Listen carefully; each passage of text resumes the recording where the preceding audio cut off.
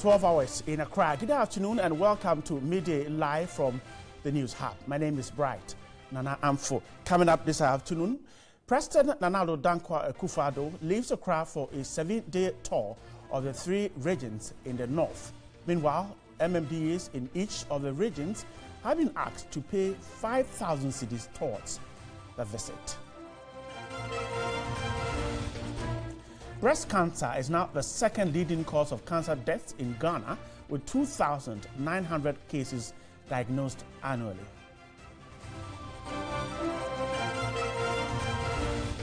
Also coming up, the Ghana Federation of Labour demands immediate reconstitution of the anti-piracy task force on illegal textiles.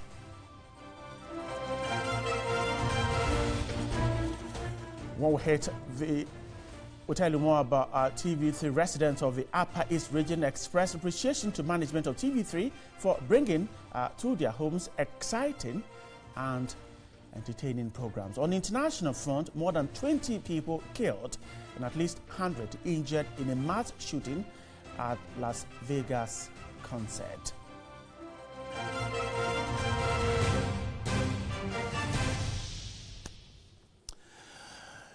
Thanks so much for staying there. Let's settle down for the details of the bulletin. First, President Nana Addo Dankwa Akufo-Addo has begun a 7-day tour of the 3 regions in the north. Our presidential correspondent Nana Kwekwe brings us more on the trip. Remember, during the campaign, the president actually made promises that, look, he will visit the people, who will be in touch with the people to ascertain at first and what exactly their situation or their problems will be when he's voted into power. The president is about to leave in the Flagstaff House for the 7-day trip to the northern region.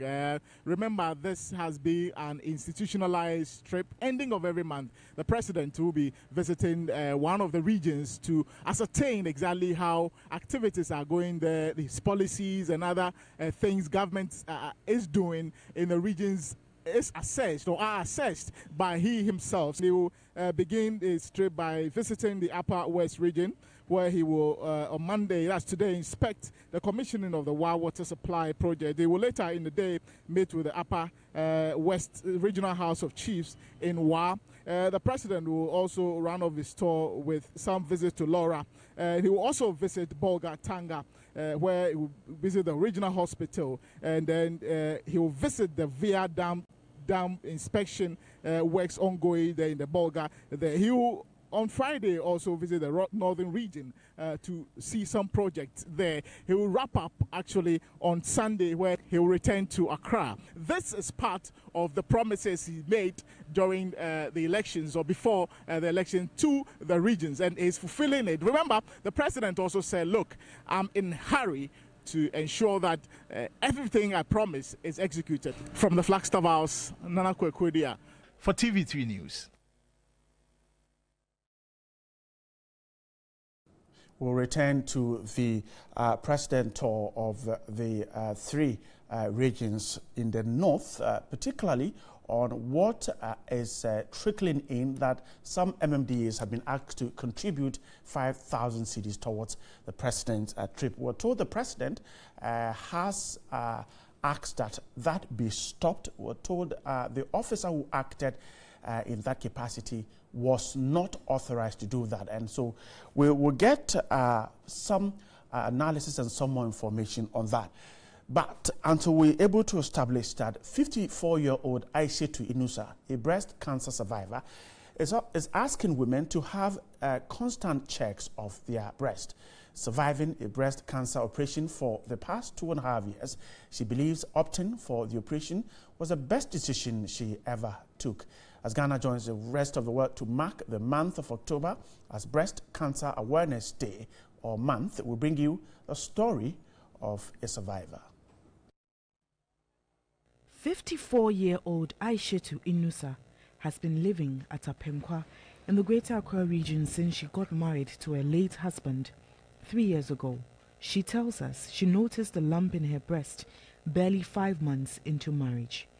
Her late husband, whom she says was very supportive, encouraged her through all the 3 months process at the Kolebu Teaching Hospital before her left breast was finally removed.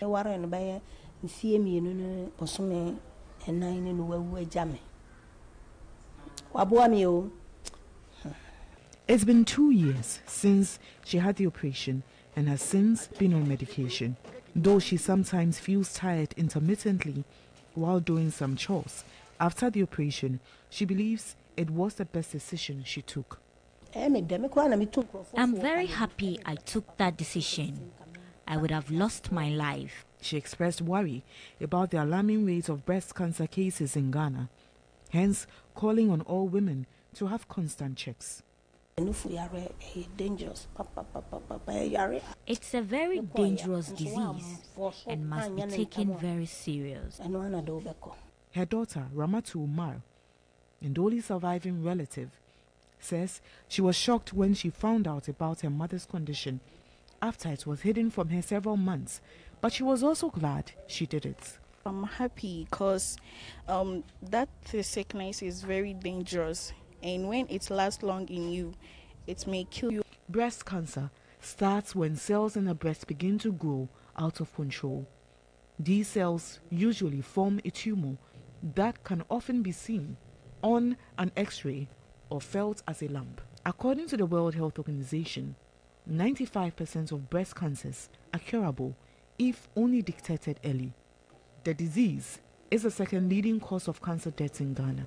2,900 cases are diagnosed annually, and at least 1 of 8 women with the disease die. There's a general perception that breast cancer affects women 40 years and older, but the fact is, young women are being diagnosed in their teens, 20s, and 30s.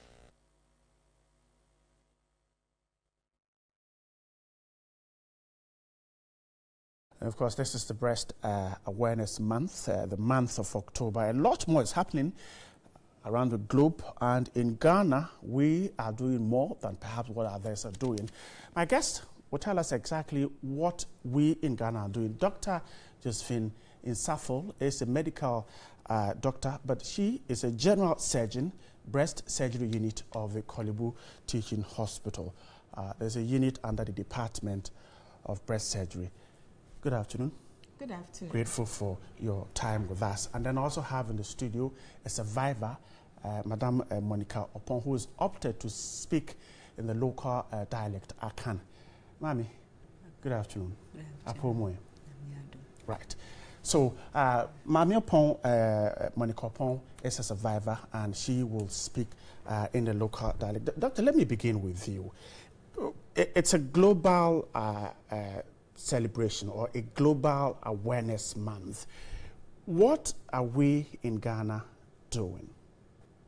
Okay, so it is an international event. Right. The whole of October is Breast Cancer Awareness Month. And in Korle Bu, we are used to treating the disease. In the past? Yes. That's what you did? Yes, that right. is what we do. And we will still continue to do that. Okay. But this time, we decided to add our voice to the other groups out there, NGOs especially, and individuals. So we felt that if we also put our weight behind it and speak up about early detection, actually then we will be able to do our jobs better.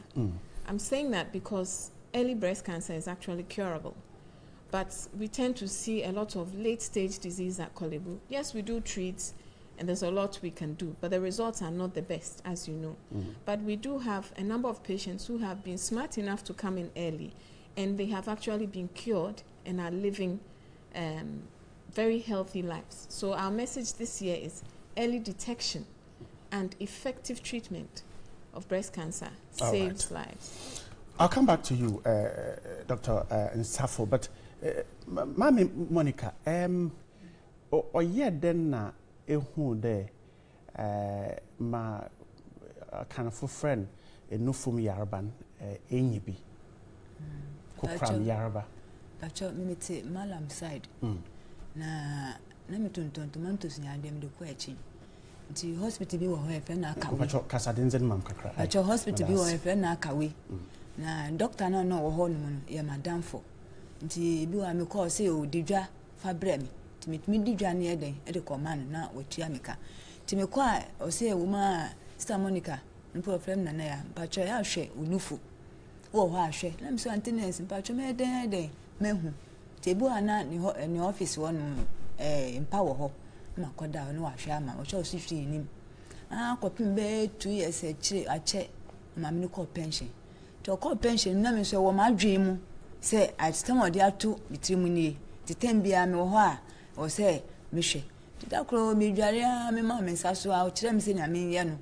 me ma me nsaso na me yese me ya na hwe nim ti me de ba ha say na me hu sa po kitue bi ai se pompo a ahya ase a eba no eda enya di amami eka kire me ni fact me ka kire madam fo bi no ohunehuna na nkobo nurse ni ba ko amane no se da bi to anamo ko hospital se antinense ko pension kura na obi foforo e dey e wo ho me di wachi ama yakọ na mso me niska o no se me ma iska ama yakọ hu doctor ti yakọ en doctor me ko da o hwe no se da bi me ko twa scan no chire bibia me ko twa scan ti me ko twa a me de ba e no se da bi me po nim se bia ma ko twa ba no be kire oduro bi aye dey ama me makoto se bi kitu enya me bi kitu e bi no se da bi obema me paper di abakolebu in fact na edi me so ye pa sa na ni mu koye ma obi am ton piota de isi den na akọ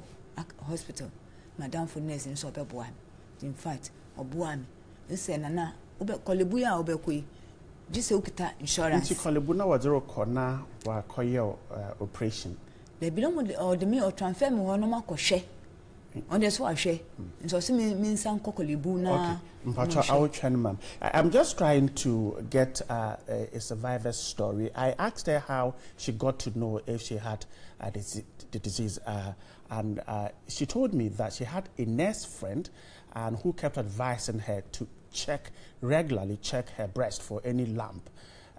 One day she did that and saw a small lump there. She felt it was an ordinary thing, a lump, but she went on and eventually she had to seek some more medical attention at the Kolebu Teaching Hospital. Let me speak to Dr. Josephine Nsafo. Now, women who are in this situation, like she said, it was just a small lump, so she felt it was a boy. So she would have gone to sleep if she had not gotten that push to go on and check. How often do you find women being very active as far as locating these lumps in their breast report to your facility? Actually, a lot of people do find lumps accidentally, but depends on the advice they get. Then they decide to take another path, and then they come, and the average person keeps a breast lump for almost a year before the report. But we have a good number too, like Auntie Monica, who see it and report immediately. And that is what our message is, early detection. So we want all women to do what we call a monthly breast self-examination. Yes. So when you see it as tiny as hairs was, and when it's not painful, breast cancer doesn't start with pain. It's at that stage that when you come, we can treat you successfully. Why are they keeping it? You said they don't come early. The kind of advice they get, how does it stop them from coming to health facilities early? First of all, because it's painless, they underestimate it and think it's nothing. A ball rather is painful. But people will tell them when you go to hospital, they will cut off your breast. They tell you breast cancer is not a disease for hospital. So rather, let's consult here or use other treatment options, alternative medication here, but other things, or prayer camps and all those things. And some just fear of hearing the word cancer. But unfortunately, you can't wish it away. I see. Auntie Monica, mpacho member so bi onti ekowie Kolebu. Na me de waka acho de ada o ye wuni. Ofri hon awa asem no si. Me di kan ko hon ye sama me ko twa scan ni bi. On person me sure. Nti me ko du ho no. In fact, na doctors bro ten da ye share me am ko no mo twa me ho ehia chese. O mo nwanwa se se na ye ya me hu ye. Sempen pi no bi wo ha. O hu a onko. Obene nam saa ye bibiduro saa nu na ye den ekum ye no. Ebi didi mo a wo ye bibiduro no na edidim. Nti me no ye o mo nwanwa na me so me kire o mo kwan e fa so a mami hu ya mdi to anamo into ono nature na wo yewa baadzi bio nature mpacho ka wo se mami ye redo tal yi wo hwehwe wo jam na adze ye hwehwe ye enye se ofiti ya okọ ya pani ye twa na de bi mu ye o madwen ndema wodzo fam no onya adze oye hu de se biara wo hu de madze no obotumu akọ wa akọye onye no hwe enye wo hwe enu se be hwe mu jam se bi mu ha mo ne che ti didi mu jam mu nya de te be hwe mu wo ye hu bibia na afi o ma ya mo fine enye ya enye hu so Madam Opon, Monica Opon said that at Korle Bu she was taken through several processes, medical processes, and the doctors were even amazed how she managed to get to know that indeed this is the problem with her. She's telling other women that it is not anything scary, and that when you have a situation like that, just go in there and the doctors are ready to help. Madam Opon Pacho, yedi yen komwe beyin. Imbesafo a bibi dem wo ho na ade ana wo feel there what wo hu bibi wo one infum abena a futu na ebe ma won but your futu am dem am ni say o baby a wo ho na wo ho a wo say wo show nufu na hu bibi sa na mo bi na down straight ko hospital ko hospital mo e wo bia na se bia mo de be den mo de be boa ma wa de ho se nya me ni nyankopon do ma de me ho. Madam Monica Opon is asking that if you feel a lump in your breast, the best thing to do is to quickly rush to the nearest facility and you can be supported. Dr. Nsafo, let me wrap up with you. Now, what would the awareness from your outfit, Korle Bu, do this time? Okay. So today we started off with the launch. And the First Lady of the Republic of Ghana, Mrs. Rebecca Akufo-Addo, was the guest speaker. Right. We just done with that and it went well. Tomorrow we have a breast cancer information day where we'll be having lectures for doctors, nurses, other medical staff to equip us with the knowledge we need. And then throughout the month you'll be seeing us at various markets, various talking to the women. Companies doing breast screening actually. Oh, okay. And then we are on social media, we are on air. We are just creating awareness and telling everybody. All right. I'm grateful. And men have a role to play in here too? Yes. Okay. Right. What is our role? They need to support the women. Okay. But it will interest you to know 1% of breast cancer patients are men. I see. We also can get the disease. I'm grateful. Dr. Josephine Nsafo is a general surgeon at the breast surgery unit at the Korle Bu Teaching Hospital. Madam Monica Opon is a victim of the disease. Seek early treatment. A survivor, okay, I'm sorry, of the disease. And grateful for your time. Thank you. Let's turn attention to some other issues. Small Scale Miners Association is calling for the lifting of the ban on the operations, claiming to have lost $268 million of investments within the past 6 months. But a Deputy Minister of Lands and Natural Resources, Benito Owusu-Biu, has made it clear that the ban will be lifted only when the operations have been sanitized. In April this year, government placed a 6-month ban on illegal mining and that of all small-scale mining activities in the country. The ban, which is expected to be lifted by the end of this month, is part of government interventions to sanitize the mining sector and put a hold on illegal mining activities in the country. Even before the ban is lifted, small-scale miners in the Ashanti region a week ago staged a demonstration expressing their frustration over huge investment lost over the period. How much has the association lost so far? Yeah, we quantified and we had about $268 million for the miners, those who have licenses. This includes loans that are still accruing interest. We are also looking at fixed costs that you are still paying, and then the cost of doing some maintenance. Those who are doing underground, they need to also pump their water out, and you are still not getting it. It's about 2 weeks to the end of the 6-month ban, but it could be extended. If we keep on hearing that it's still ongoing, it becomes difficult to put an end to it. And what exactly is it supposed to end? When there's sanity, when we've trained them as well, when going forward we've recruited inspectors. It is not the issue about the time. It is the issue about making sure we do it right. This did not go down well with the Ghana National Association of Small-Scale Miners. The government is looking at the private sector for employment and also as an engine of growth and development. So banning indigenous miners for 6 months and then government wanting to extend it, I don't think it will be a step in the right direction for the industry. Yes, there are concerns, there are environmental challenges, but we can sit and make sure that these things are done, people mine responsibly. Small-scale mining of precious minerals continue to make significant contributions to the country's foreign exchange earnings. Total gold production by small-scale miners rose from an estimated 2.2% in 1989 to 31% of the national production in 2016, whilst production of all diamonds is now coming from small-scale mining.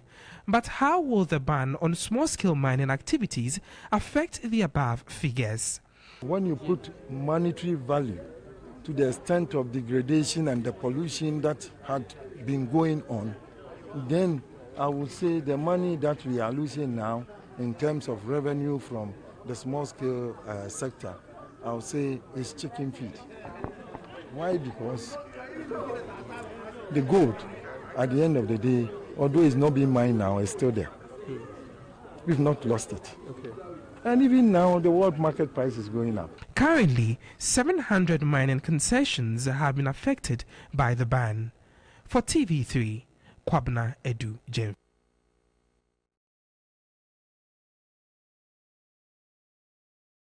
And my name is Brighton, and we're stepping on the brakes. We'll come back. We'll tell you exactly what's happening in the Ashanti region with the president's trip to the northern part of the country. Stay with us. We're back in a moment.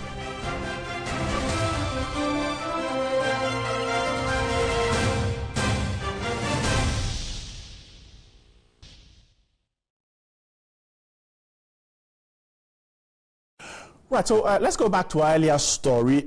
Metropolitan, municipal and district assemblies in the northern region have been asked to support a 3-day tour of the region by President Nana Addo Dankwa Akufo-Addo. A letter from the Northern Regional Coordinating Council dated September 29 and signed for by the Chief Director Al-Hassan Isahaku asked the assemblies to pay the money by close of day Monday, October 2.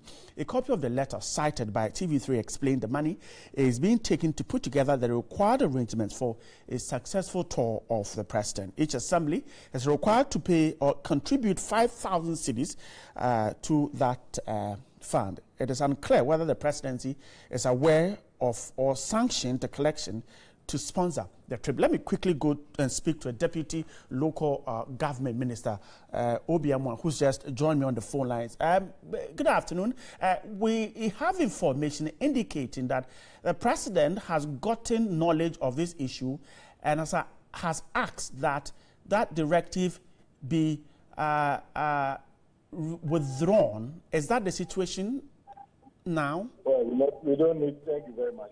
We don't need to bring in the president at this stage. We, as a supervisory ministry, we have not sanctioned this arrangement.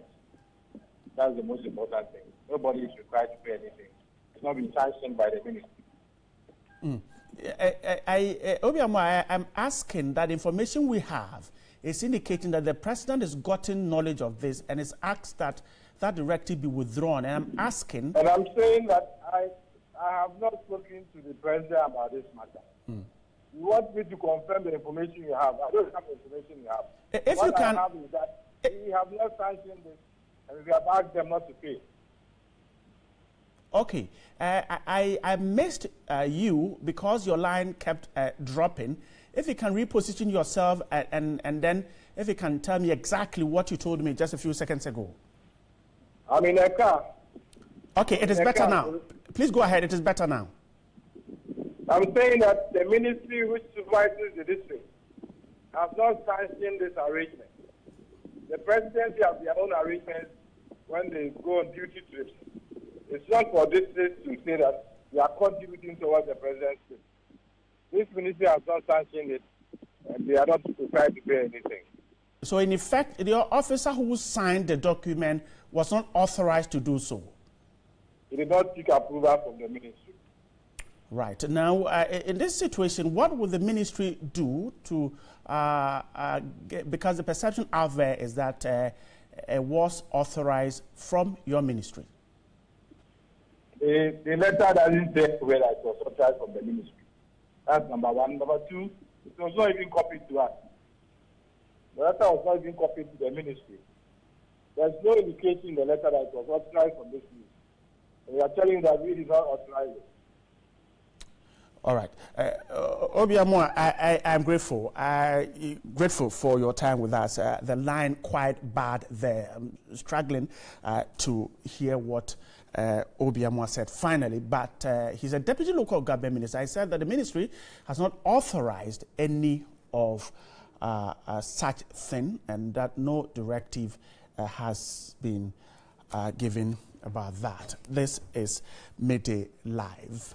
We'll tell you more about that development later on other bulletins. But board members, management and staff of Media General thronged the International Central Gospel Church at Christ Temple in Accra on Sunday in a Thanksgiving service to kickstart a month-long 20th anniversary celebration of TV3 Network Limited. Let's watch some scenes from the church yesterday.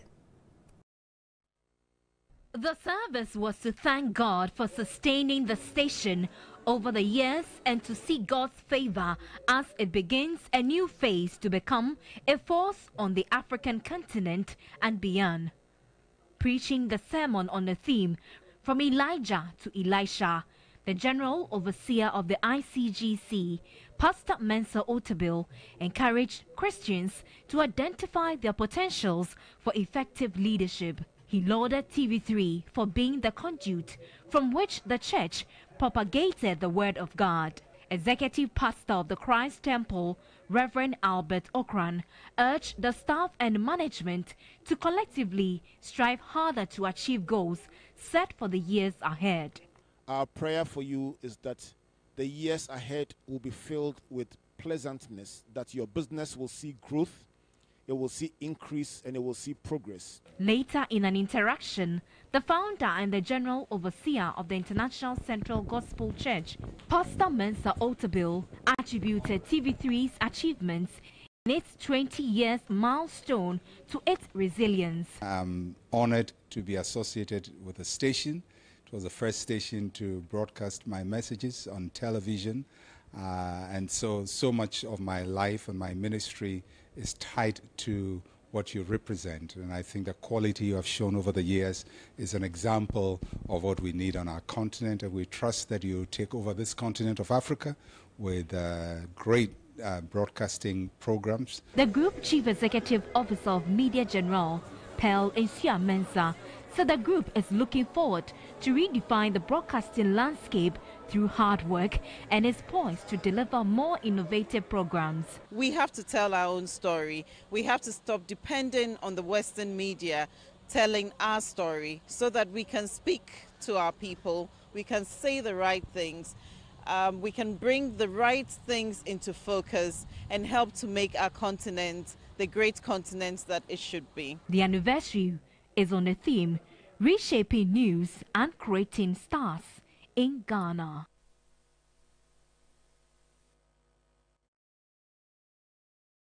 "20 years of excellent broadcasting. We're promising more. Now, let's shift to the Eastern region. Residents there have lauded TV3 for coverage of great stories that they said have drawn the attention of successive government to their plight. They contend News 360 and several other educative programs have made impact.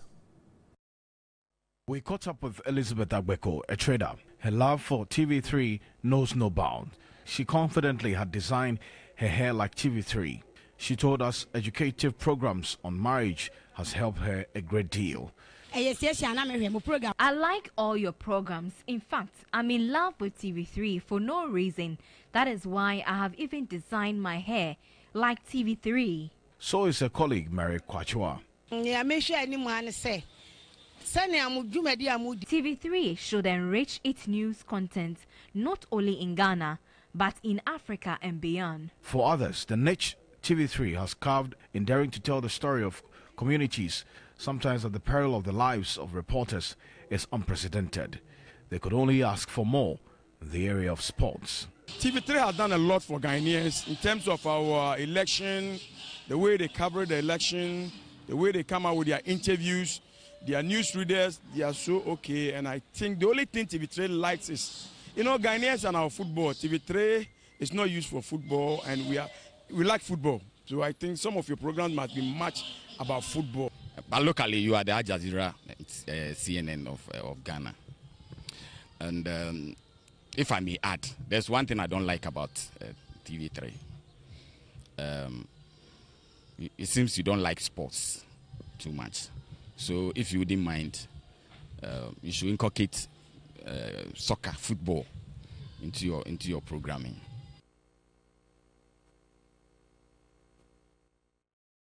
And of course, 20 years and more. That's exactly what we're promising. When we come back, we'll tell you why the Institute of Energy Studies is predicting a fairly stable fuel prices in the next pricing window. Stay with us. We'll be back with more.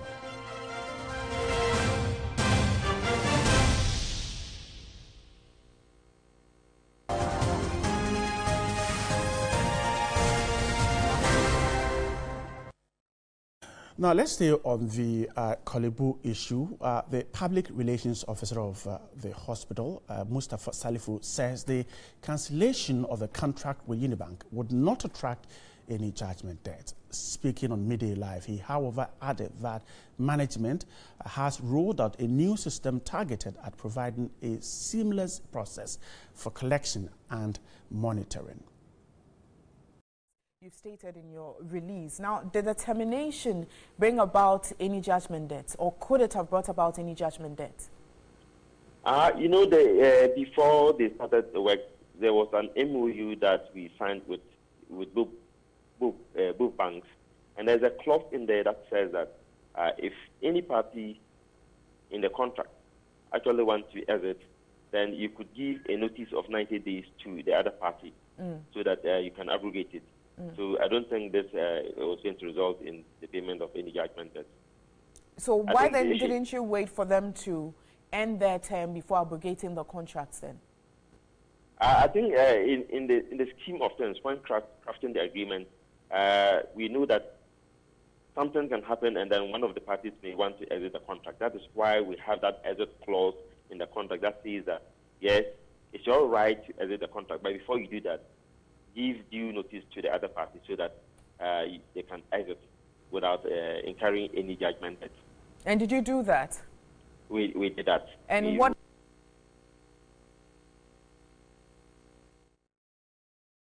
Mustafa Salifu talking to Wendy Lai. My guest in the studio is the Executive Director of Unibank, Clifford Mettle. Good afternoon. Good afternoon. One of the key things that Korle Bu raised in its statement was the fact that Unibank lacked the capacity to manage this kind of business, revenue collection. Is that the situation?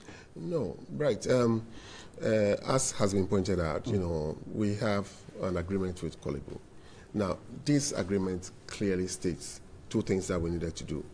The first one was online revenue collection. And the second one was electronic billing, right? These two were clearly what was stated in the contract for us to deliver. And as far as we are concerned, we have delivered on all fronts. Now, we were given clear locations in Korle Bu, right, to collect revenue. And we have also done that very well. So, as far as we are concerned as a bank, and as far as the contract, which we have signed is concerned, we have done everything perfectly. Now, what we believe they are asking for is what they term the end-to-end hospital management information system. And you're capable of doing that? We have the capacity to do that. I mean, we even have previous track records with 2 other hospitals in the metropolis. So we are very, very, very efficient in handling these revenue collection and so forth and so on. We have the capacity to give them the end-to-end hospital management information system. All we were asking for is for them to give us an opportunity, right, to demonstrate that we are capable of doing that.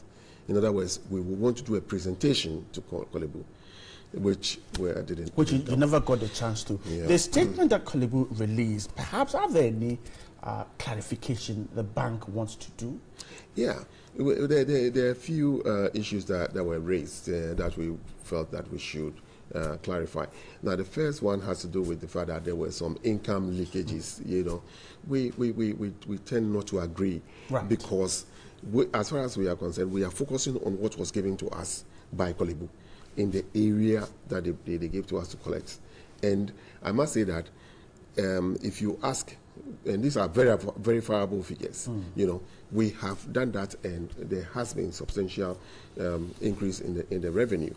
That is number one. Number two, we also felt that to come out with a statement that we invited Unibank for a presentation on 2 occasions, and we failed to turn up, we felt it was a factual inaccuracy. You turned up?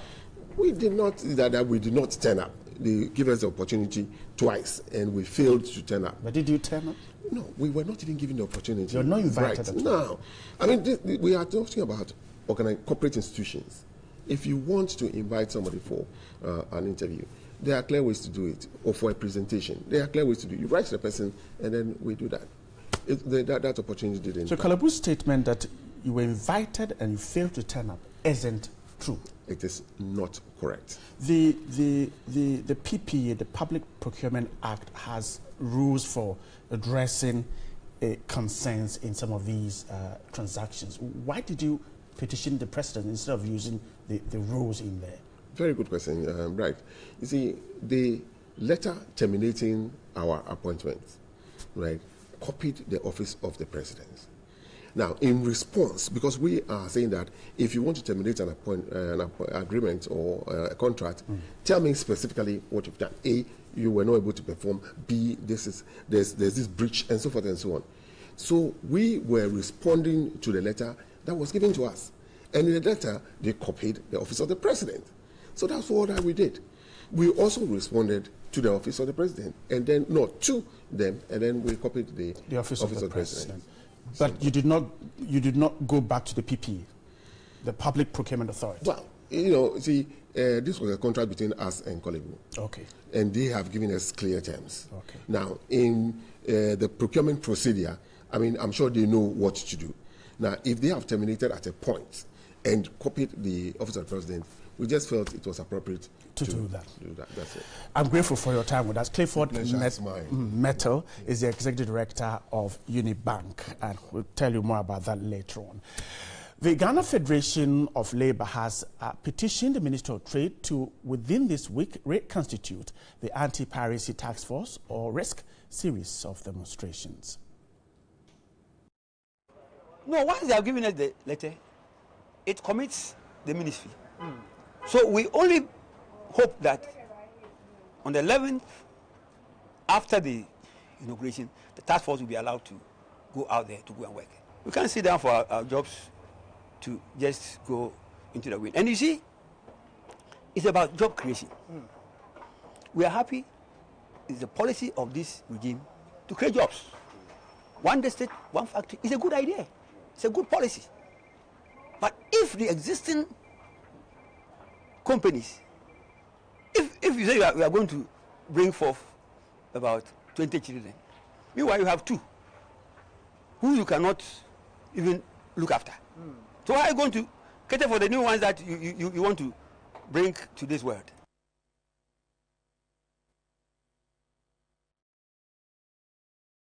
All right, and quickly, let's take a look at one of the news breaking up now.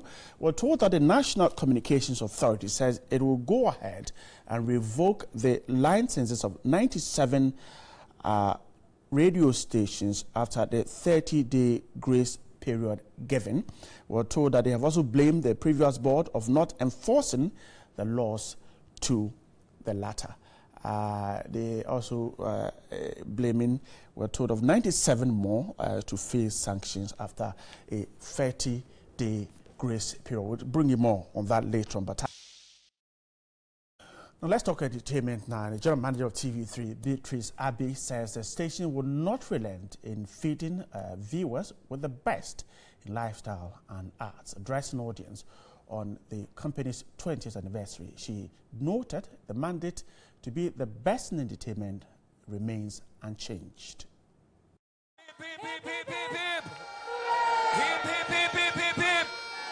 Okay, now we're gonna pop champagne. Let it go, let it go, let it go, let it go. Bottles up. TV3 is 20. Hooray! It's been 20 consistent years of entertainment without compromise, and General Manager for TV, Beatrice Abbey, says the station will not renege in its efforts to continue being the go-to media station for entertainment. Addressing the audience at the storytelling theme edition of Ghana's Most Beautiful as part of the 20th anniversary celebrations, she said the station takes into consideration the dynamism in entertainment and lifestyle and would adjust its activities accordingly. In entertainment, we have always respected the diversity in society, and that has shaped our entertainment and reality shows. Those who love culture and tradition would surely have enjoyed Akwaba, Insight and Talking Drum, and now Ghana's Most Beautiful. Mentor and music for the vibrant youth, while our kids have talented kids and the pulpit. Asanka Delight, Celebrations, and Iziban have all been a critical part of our brand. This robust programming has made us unrivaled. To join in the celebrations, presidents of the Ghana Actors Guild and the Musicians Union of Ghana with their entourage came in to show support. The likes of musicians Kofi Kenata and Adina, whose singing prowess got the crowd dancing, was the icing on the cake.